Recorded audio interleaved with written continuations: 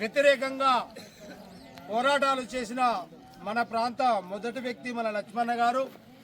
అదే కాకుండా తెలంగాణ ఉద్యమంలో మొదటిగా జేఏసీగా ఏర్పడ్డప్పుడు అన్న మమ్మల్ని అందరినీ ముందుండి నడిపించడం జరిగింది.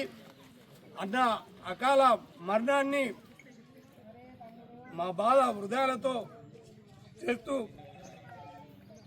జోహార్ లక్ష్మణ గారు, జోహార్ జోహార్, జోహార్ తూటి లక్ష్మణ గారు, అమర హే తూటి లక్ష్మణ, అమర హే తూటి లక్ష్మణ. దయచేసి అందరం ఒక్క నిమిషం మౌనం పాటిద్దాం.